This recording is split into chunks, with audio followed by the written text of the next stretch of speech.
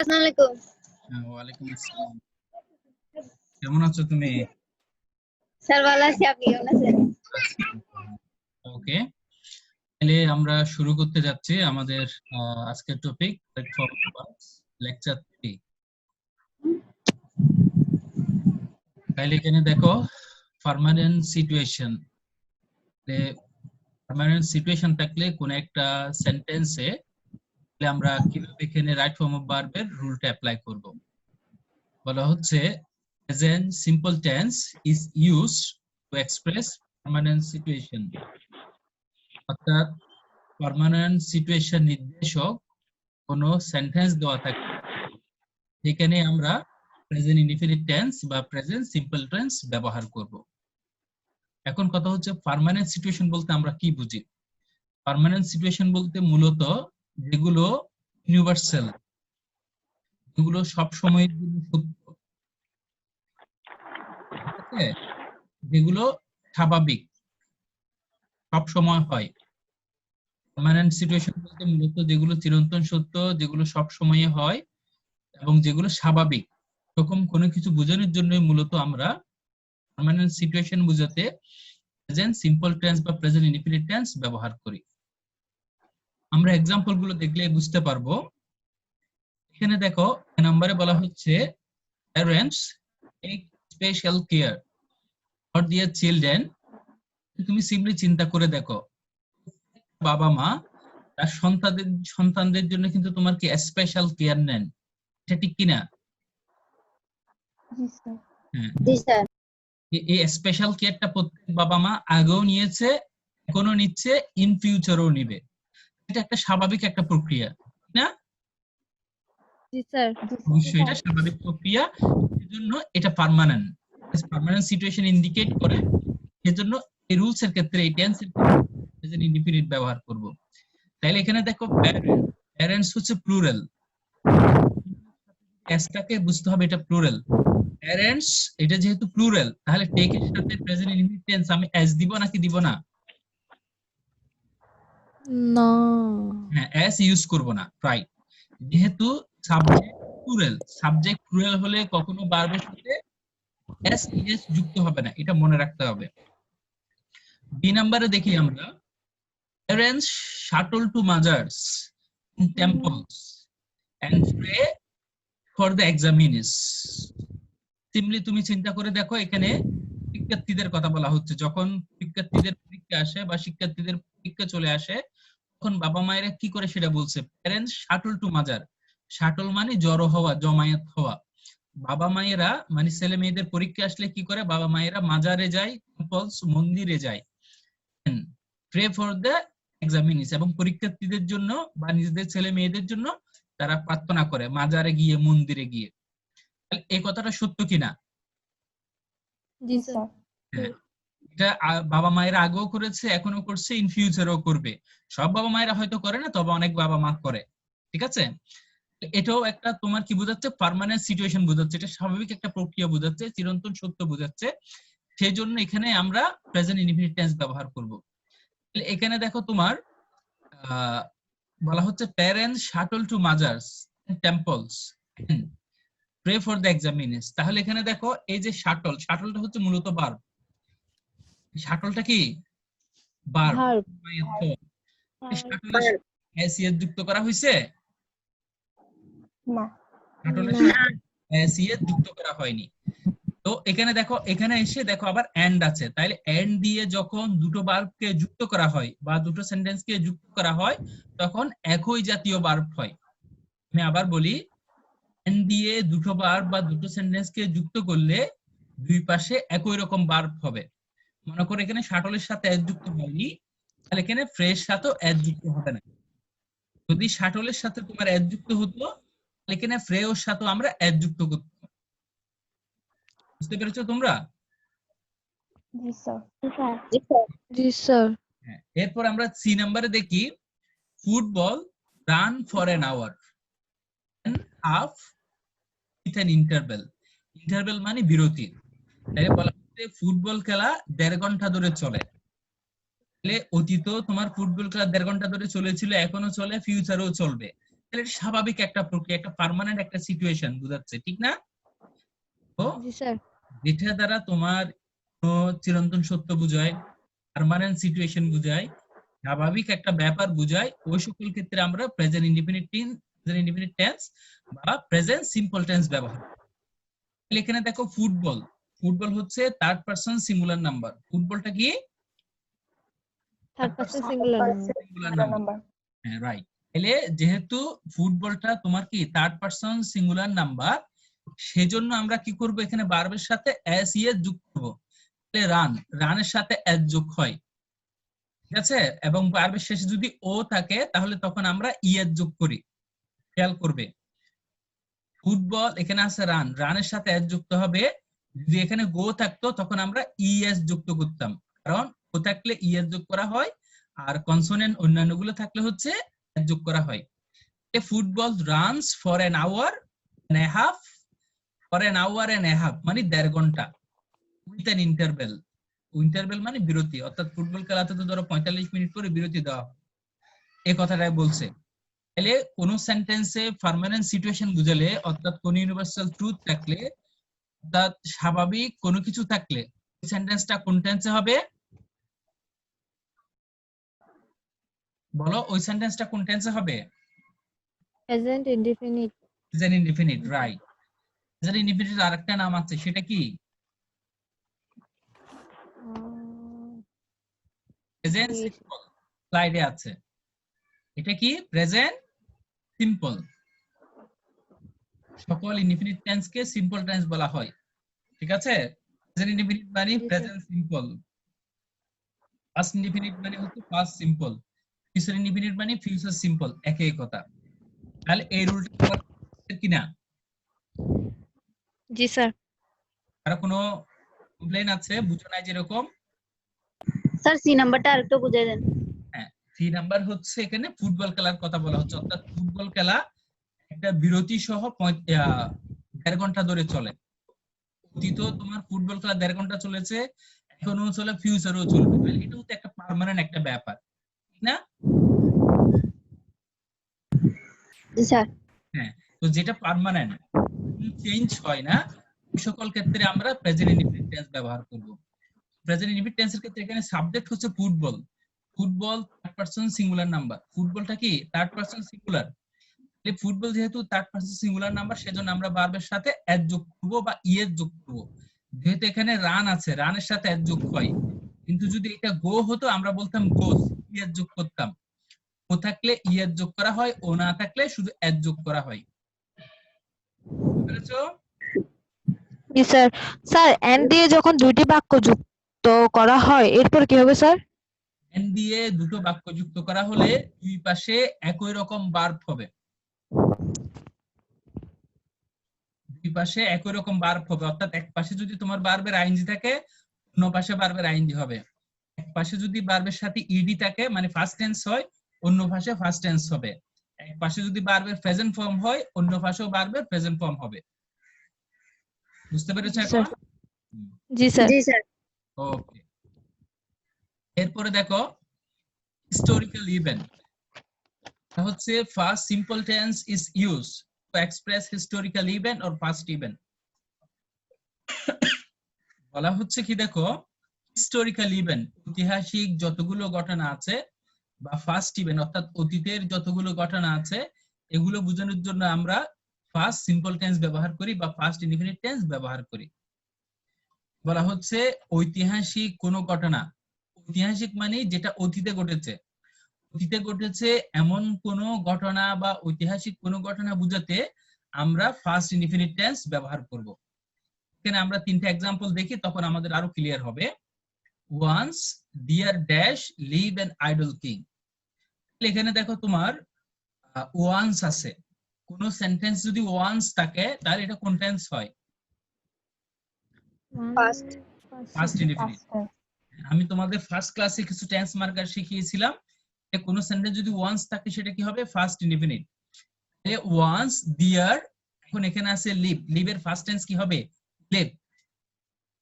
Once there lived an idle king. আবার B নাম্বারে দেখো, many events of great importance take place during the last century. এখানে দেখো the last century, last plus time, সেঞ্চুরিটা সময় নির্দেশ করে, তাহলে last plus time থাকলে কোন টেন্স হবে? First indefinite tense. last plus time থাকলে কোন টেন্স হবে? Past indefinite. First indefinite. তাহলে এখানে take এর ফার্স্ট ফর্ম হচ্ছে took, take এর ফার্স্ট ফর্ম কি? Took. took। সি নাম্বারে দেখো two world wars break out in this century, এখানে খেয়াল করে দেখো two world wars, world wars মানে হচ্ছে বিশ্বযুদ্ধ। বিশ্বযুদ্ধ তোমার কখন হয়েছিল? এটা হচ্ছে তোমার অতীতে। 1914 সাল থেকে 1918 সাল পর্যন্ত, আর একটা 1939 সাল থেকে 1945 সাল পর্যন্ত। এটা কি অতীতে নাকি বর্তমানে নাকি ফিউচারে? অতীতে। হ্যাঁ, অতীত যেহেতু, তাহলে এখানে আমরা ফার্স্ট টেন্স ব্যবহার করব। ব্রেক এর ফার্স্ট টেন্স হচ্ছে ব্রোক। Broke. হ্যাঁ, আমি আরেকটু বলি, যখন কোনো অতীতের কোনো ঘটনা আসবে সেটা তোমরা সেন্টেন্স দেখে বুঝবা। ওই যে টেন্স মার্কার যেগুলো আছে, টেন্স মার্কার গুলো তোমাকে মনে রাখতে হবে, খেয়াল রাখতে হবে। ওই টেন্স মার্কার দেখে তুমি বুঝবা যে এটা অতীতের কোনো ঘটনা কিনা। ঠিক আছে, অতীতের যদি কোনো ঘটনা হয় অথবা ঐতিহাসিক কোনো ঘটনা হয়, তাহলে বুঝতে হবে যেখানে আমাদের ফার্স্ট টেন্স ব্যবহার করতে হবে। বুঝে গেছে? জি স্যার। কোনো অসুবিধা আছে কিনা বুঝতে থাকলে বলো।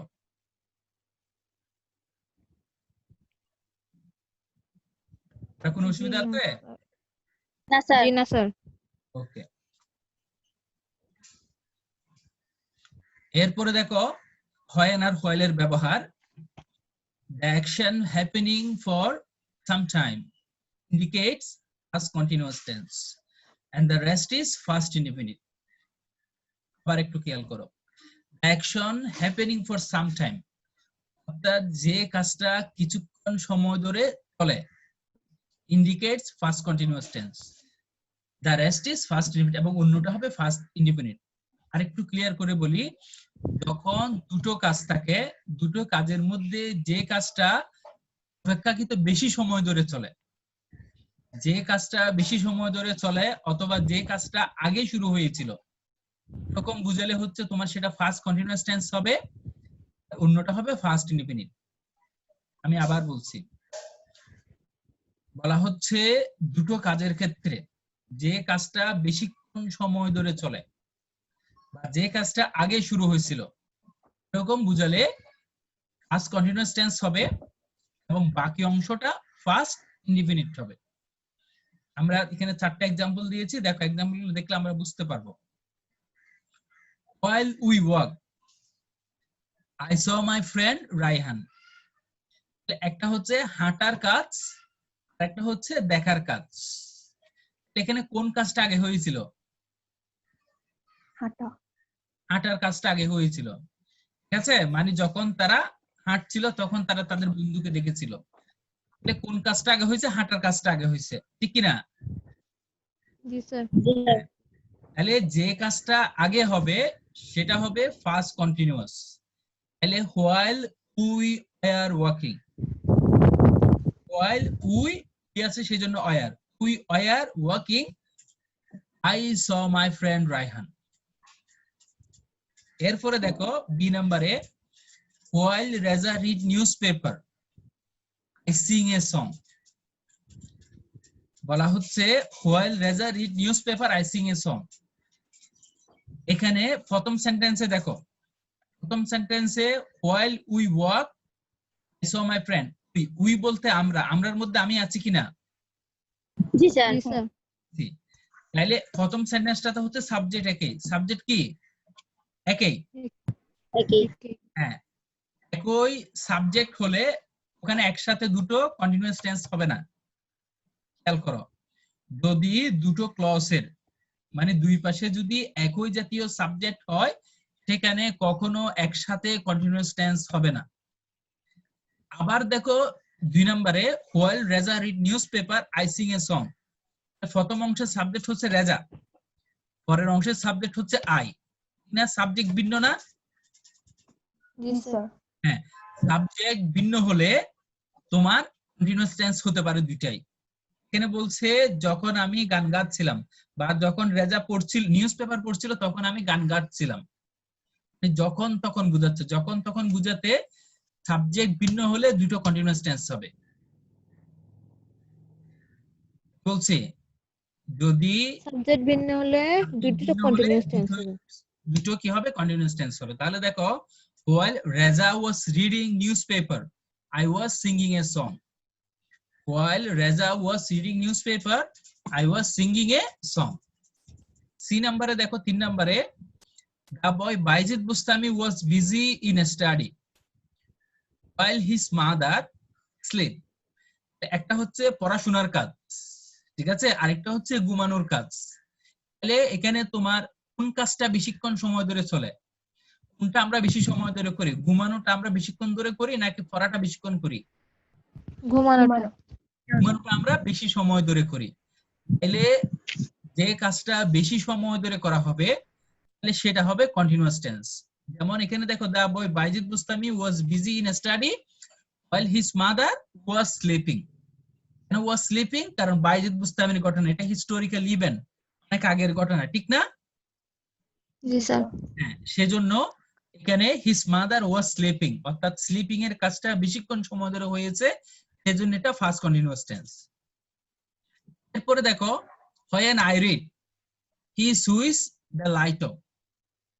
এখানে সাবজেক্ট ভিন্ন আছে, কিন্তু এখানে সময়টা একটা ফ্যাক্টর। কি বলছে দেখো, একটা হচ্ছে পড়া আর একটা হচ্ছে কি লাইটের সুইচ অফ করা। তাহলে কোন সময়টা বেশি ধরে হয়?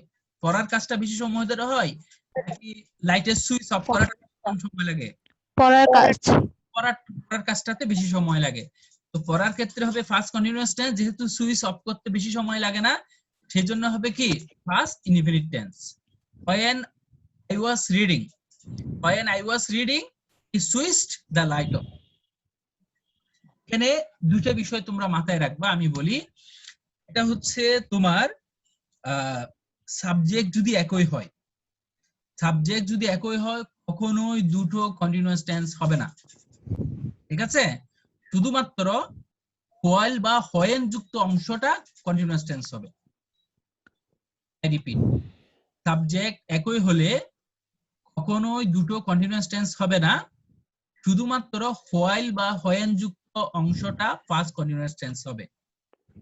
আর সাবজেক্ট যদি ভিন্ন হয় এবং সেখানে যদি দুইটা কাজ একসাথে চলে, সাবজেক্ট ভিন্ন হলে দুইটা কাজ একসাথে চললে সেখানে দুটোর ক্ষেত্রে কন্টিনিউয়াস টেন্স হবে।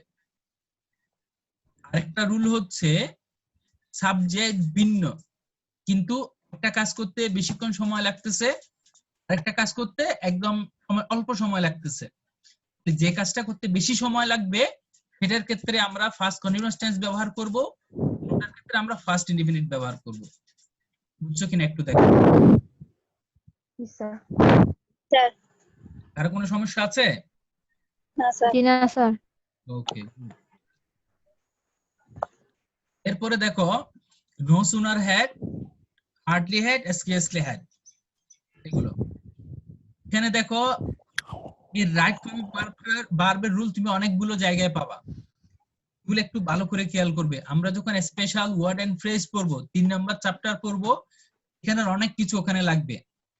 আমরা যখন কমপ্লিটিং সেন্টেন্স পড়বো, 4 number chapter, right form of ভার্বের অনেক কিছু ওখানে আসবে। আমরা যখন তোমার পড়বো ন্যারেশন, আমরা যখন ন্যারেশন পড়বো, এখানে টেন্সের ব্যাপারগুলো ওখানে লাগবে, তো ওগুলো আমাদের ভালো করে বুঝতে হবে। তাইলে এখানে দেখি আমরা, the part of a sentence beginning with no sooner had, scarcely had, hardly had is past perfect tense, and the other part of the sentence is past simple tense. দেখি সাইমা বলো তো কি বুঝছো এটা দ্বারা?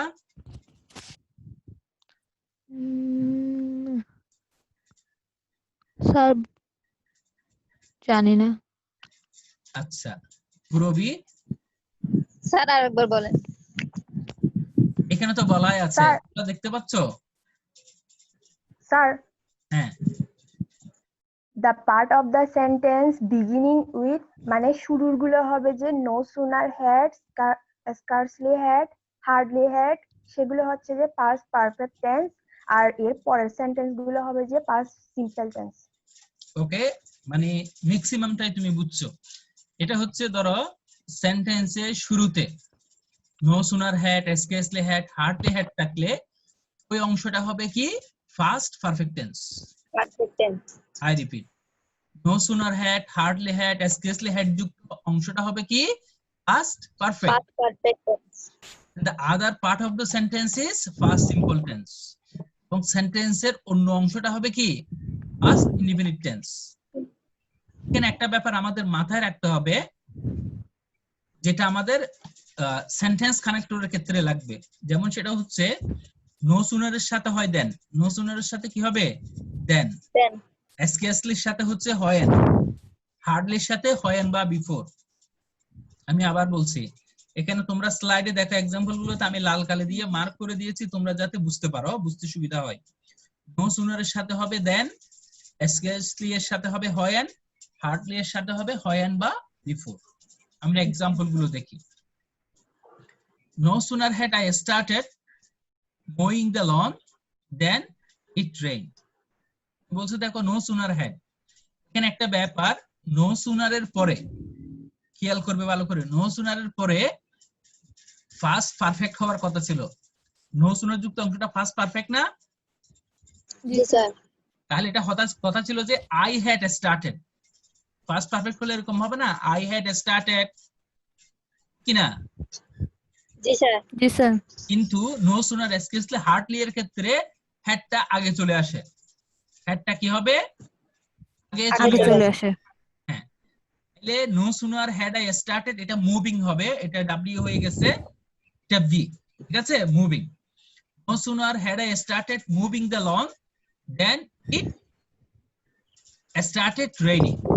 তাহলে এখানে আমরা দেখতে পাচ্ছি, এখানে দেখো তোমরা দেনের আগে এবং পরে আমরা বিবেচনা করব, এই যে এখানে দেন এবং হয়েন আছে, ওগুলো মাথায় রাখতে হবে। দেনের আগে হবে ফার্স্ট পারফেক্ট, অর্থাৎ নো সুনার স্কেসলি হার্ডলি যুক্ত অংশটা হবে ফার্স্ট পারফেক্ট, দেন বা হয়েনের পরের অংশটা হবে ফার্স্ট ইনডিফিনিট। আমরা বি নাম্বারটা দেখি, scarcely had I set down to eat when the phone rang. তাহলে এখানে স্কেসলি যুক্ত অংশটা হচ্ছে ফার্স্ট পারফেক্টে, এই যে had I said, অর্থাৎ I had said, set down। আর হয়েনের পরে হবে ফার্স্ট ইনডিফিনিট, রিং এর ফার্স্ট ইনডিফিনিট হচ্ছে rang। সেজন্য scarcely had I sat down to eat when the phone rang। আবার সি নাম্বারে দেখো, hardly had I seen him when বা before I rushed towards him। তাহলে এখানে হার্ডলি যুক্ত অংশটা হবে ফার্স্ট পারফেক্ট, যেমন I had seen, I had seen টা হয়ে গেল কি had I seen। আর হোয়েন বা বিফোর এর অংশ পরে হবে ফার্স্ট ইনডিফিনিট, তাহলে রাশের ফার্স্ট ইনডিফিনিট হচ্ছে রাস্ট, ইডি যুক্ত হবে, তাহলে আই রাশ টুয়ার্ডস হিম। আমি আরেকটু রিপিট করি, এটা খেয়াল করো। নো সুনার স্কেসলি হার্ডলি যুক্ত অংশটা হবে ফার্স্ট পারফেক্ট, দেন হোয়েন বা বিফোর এর পরের অংশটা হবে ফার্স্ট ইনডিফিনিট। আবার নো সুনার স্কেসলি হার্ডলি এতটুক এর সাথে যুক্ত অংশটা হবে ফার্স্ট পারফেক্ট, আর দেন হোয়েন বা বিফোর এর পরের অংশটা হবে ফার্স্ট ইনডিফিনিট। একদম সিম্পল, বুঝেছো কিনা? জি জি স্যার। স্যার। ওকে,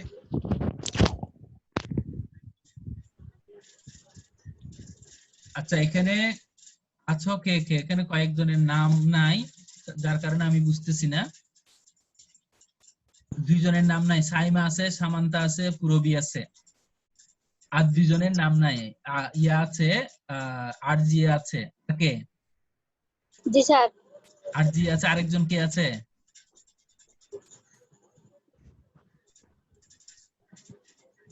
আখি মনে হয়। আকিমনি আছো? আকিমনি,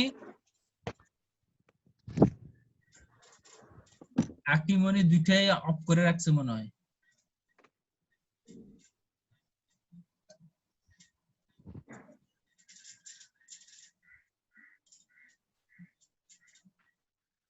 স্যার আমার এখানে কিছু শোনা যাচ্ছে না। আকিমনি লিখছে তুমি অডিও অফ করো, অডিও অন করো।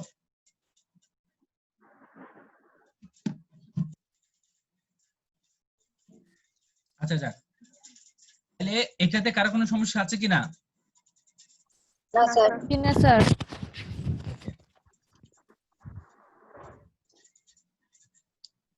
তাহলে আমরা নেক্সট স্লাইডে যাই। Since as conjunction of time. তো সিন্স যখন সময় নির্দেশ করে, সিন্স একটা কনজাংশন যেটা সময় নির্দেশ করে। তো সিম্পল একটা রুল আছে, খেয়াল করতে হবে। এখানে 1 নম্বরে বলা হচ্ছে, দেখো, প্রেজেন্ট সিম্পল বা present perfect tense plus since plus past simple. অর্থাৎ সিন্সের আগে যে কোনো প্রেজেন্ট টেন্স, আমরা একটু যদি সহজ করে যদি বলি, সিন্সের আগে যে কোনো প্রেজেন্ট টেন্স থাকলে সিন্সের পরে হবে ফার্স্ট ইনডিফিনিট। আর 2 নম্বরে বলা হচ্ছে first simple plus since plus first perfect. অর্থাৎ সিন্সের আগে ফার্স্ট ইনডিফিনিট হলে পরে হবে ফার্স্ট পারফেক্ট। আমি আবার বলছি, একটু খেয়াল করো। বলা হচ্ছে সিন্সের আগে যে কোনো প্রেজেন্ট টেন্স, সিন্সের আগে যে কোনো প্রেজেন্ট টেন্স থাকলে পরে হবে ফার্স্ট ইনডিফিনিট। সিন্সের আগে ফার্স্ট ইনডিফিনিট থাকলে পরে হবে ফার্স্ট পারফেক্ট। বুঝেছো কিনা? জি স্যার। আকিমনি অন করেছো?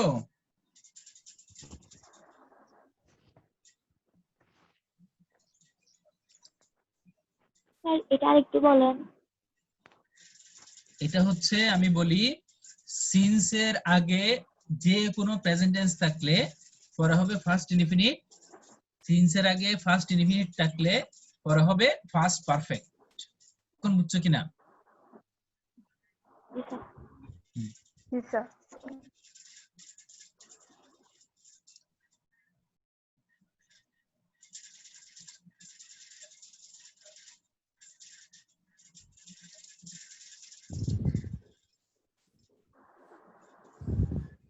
ওকে, তাইলে দেখো আমরা এক্সাম্পল গুলো দেখি। 10 years pass since he left the village। ঠিক আছে, তাইলে এখানে দেখো সিন্স আছে, তাইলে সিন্সের প্রথমে হচ্ছে তোমার গ্যাপ, তাইলে পরে কি আছে? First indefinite. তাহলে আমাদের রুল হচ্ছে সিন্সের আগে এবং পরে, খেয়াল করবা, সিন্সের আগে এবং পরে। তো পরে যেহেতু ইনডিফিনিট টেন্স আছে, ফার্স্ট ইনডিফিনিট আছে, তাহলে আগে আমি চাইলে প্রেজেন্ট ইনডিফিনিট টেন্সও ব্যবহার করতে পারবো, প্রেজেন্ট পারফেক্ট টেন্সও ব্যবহার করতে পারবো। ঠিক কি না? জি স্যার। আমি এখানে পারফেক্ট টেন্স ব্যবহার করেছি। দেখো 10 years have passed since he left the village। B নম্বরে দেখো 2 days have passed away since। তাহলে এখানে সিন্স এর আগে have passed আছে, মানে প্রেজেন্ট পারফেক্ট। তাহলে সিন্স এর পরে কোন টেন্স হবে? First indefinite. তাহলে he died। আবার দেখো it was many years since। তাহলে সিন্স এর আগে ফার্স্ট ইনডিফিনিট was আছে, ফার্স্ট ইনডিফিনিট, তাহলে পরে হবে first perfect. I had seen him last। ঠিক আছে, আমি আবার রিপিট করি, খেয়াল করো যদি কোনো কনফিউশন থাকে। সিন্স এর আগে যে কোনো প্রেজেন্ট টেন্স থাকলে পরে হবে ফার্স্ট ইনডিফিনিট। সিন্স এর আগে ফার্স্ট ইনডিফিনিট থাকলে পরে হবে ফার্স্ট পারফেক্ট। শুধু দুইটা কথা মনে রাখবা। বুঝতে পেরেছো কিনা? জি স্যার। ওকে, তাইলে আমরা নেক্সট স্লাইডে যাচ্ছি। তাইলে দেখো since as a conjunction of cause, মানে সিন্স এর দুটো ব্যাপার আছে, একটা হচ্ছে সময় নির্দেশ করবে আর একটা হচ্ছে কারণ নির্দেশ করবে।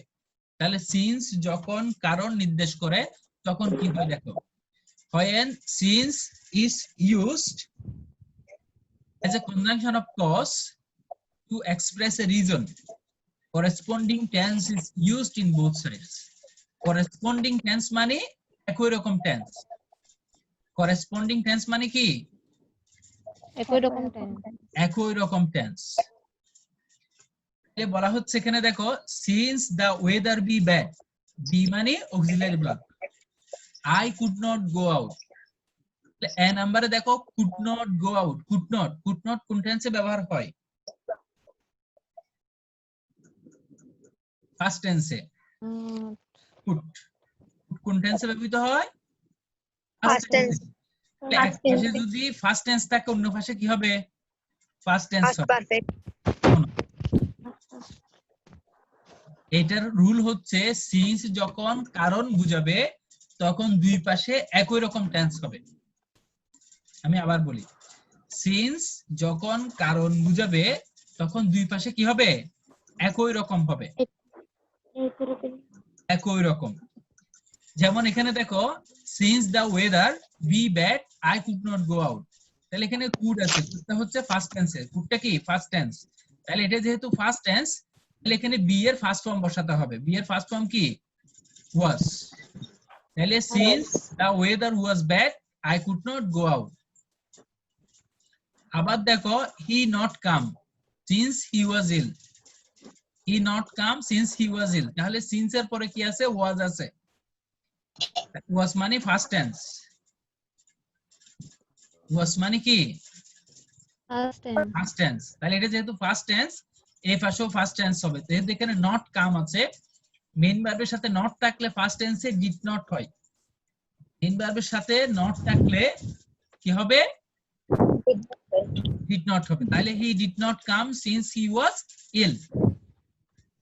এরপরে দেখো সি নাম্বারে, since you refuse to cooperate I shall take legal advice. এখানে দেখো, এই যে রিফিউজটা কোন টেন্সে আছে? প্রেজেন্ট টেন্সে। রিফিউজটা কোন টেন্সে? Present tense. প্রেজেন্ট টেন্সের ক্ষেত্রে প্রেজেন্ট টেন্সও হতে পারে, প্রেজেন্ট টেন্সের ক্ষেত্রে ফিউচার টেন্সও হতে পারে। এই রুলটা আমরা অনেক জায়গায় পড়ব, খেয়াল করে দেখবা। মানে তোমার কি, যখন একসাথে প্রিন্সিপাল ক্লজ এবং সাবঅর্ডিনেট ক্লজ থাকে, তখন একটা ক্লজ প্রেজেন্ট টেন্সে হলে অন্য একটা ক্লজ প্রেজেন্ট টেন্সও হতে পারে, ফিউচার টেন্সও হতে পারে। এটা খেয়াল রাখবা। তাহলে এখানে আই শ্যাল, শ্যালটা হচ্ছে মডাল অক্সিলারি। শ্যালটা কি? Modal auxiliary. মডাল অক্সিলারির পরে সবসময় ভার্বের বেস ফর্ম হয়। টেক, টেকেই থাকবে, চেঞ্জ হবে না। টেক কি থাকবে? টেকেই থাকবে। টেকই থাকবে। হ্যাঁ, তাহলে since you refuse to cooperate I shall take legal advice. কেন তোমরা কনফিউজড হবে না। সিন্স একটা সময় নির্দেশ করে, একটা কারণ নির্দেশ করে। যখন কারণ নির্দেশ করবে দুই পাশে একই রকম টেন্স হবে। প্রেজেন্ট টেন্সের ক্ষেত্রে প্রেজেন্ট টেন্সও হতে পারে, ফিউচার টেন্সও হতে পারে। আর সিন্স যখন সময় নির্দেশ করবে তখন হচ্ছে সিন্সের এক পাশে যে কোনো প্রেজেন্ট টেন্স থাকলে অন্য পাশে হবে ফার্স্ট ইনডিফিনিট, আর সিন্সের এক পাশে যদি ফার্স্ট ইনডিফিনিট থাকে অন্য পাশে হবে ফার্স্ট পারফেক্ট। ক্লিয়ার?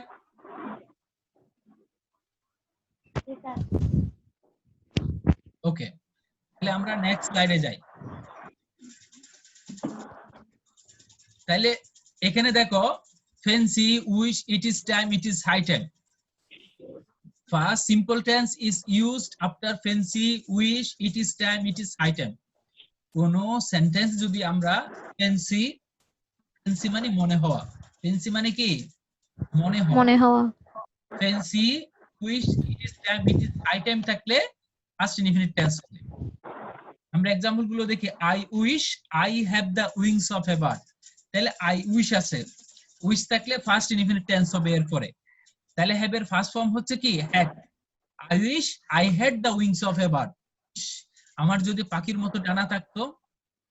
এরপরে দেখো, I fancy I turn fail. Fancy আছে, ফ্যান্সির পরে ফার্স্ট ইনডিফিনিট, টার্নের ফার্স্ট ফর্ম হচ্ছে turn. I fancy I turn fail. আমি কেমন ধূসর হয়ে গেছি, কেমন বিবর্ণ হয়ে গেছি, ফ্যাকাশে হয়ে গেছি। It is high time you study for the test exam.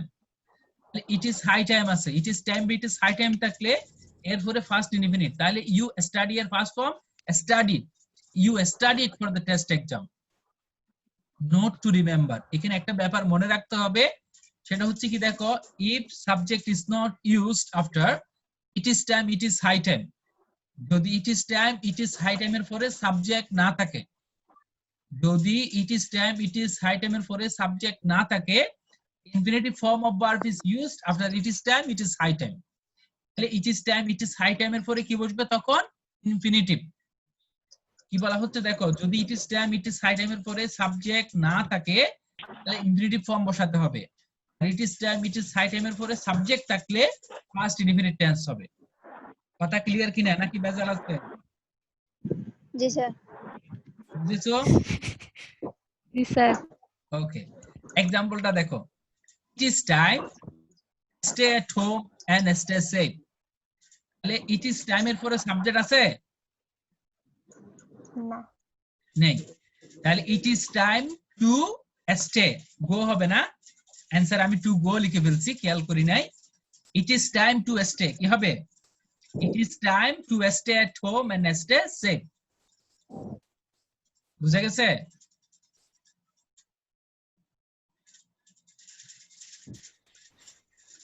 কথা বলো না কেন?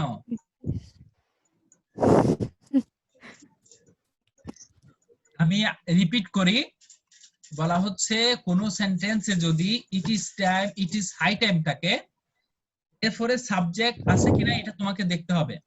ইট is time it is high টাইমের উপরে যদি সাবজেক্ট থাকে, তাহলে হচ্ছে তোমার এরপরে হচ্ছে ফার্স্ট ইনডিফিনিট টেন্স। আর it is time it is high টাইমের পরে যদি সাবজেক্ট না থাকে, তাহলে হবে ইনফিনিটিভ ফর্ম।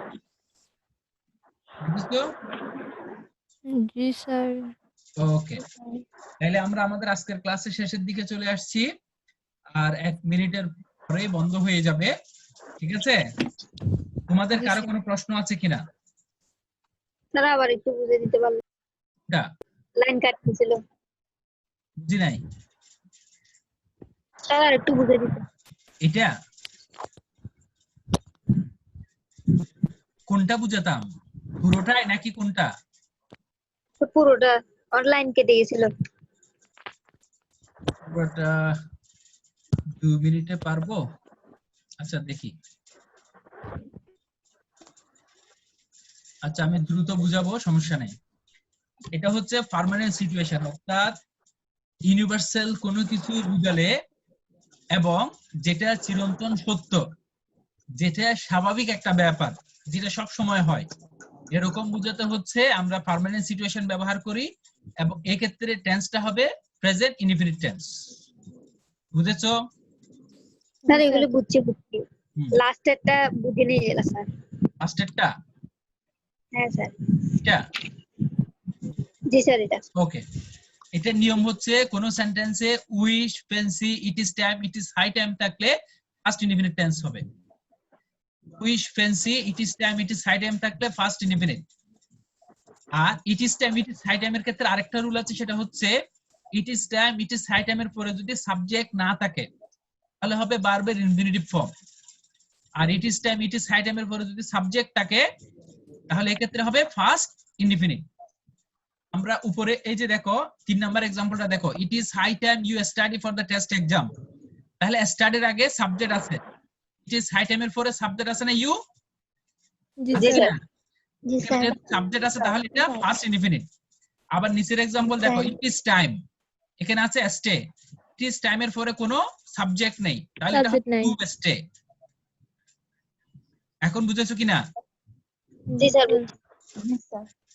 ওকে, জি স্যার। ঠিক আছে। তাইলে আজকে পড়া নিতে পারলাম না, নেক্সট দিন কিন্তু পড়া নিব, ঠিক আছে? যেগুলো পড়াচ্ছি তোমরা এগুলো ভালো করে রিভিশন দিবা। পড়ানোর পরে যদি তোমরা এগুলো না পড়ো, শুধু জমা রাখো, তাহলে কিন্তু তোমরা অনেক পিছিয়ে যাবে। এমনি অনেক পিছিয়ে আছি সবাই, কিন্তু আরো যদি জমা রাখো কিন্তু আরো অনেক